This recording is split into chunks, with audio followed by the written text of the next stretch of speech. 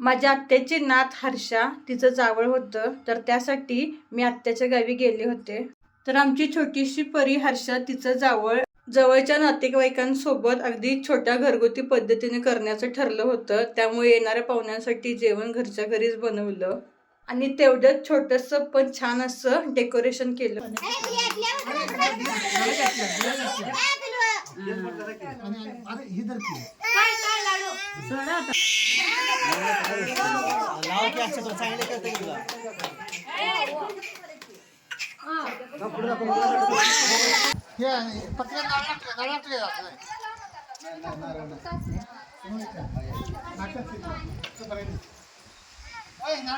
मामाने हर्षाचं जावळ काढलं आणि त्याच्यानंतर हर्षाला कळसात तेल वगैरे लावून आंघोळ घातली.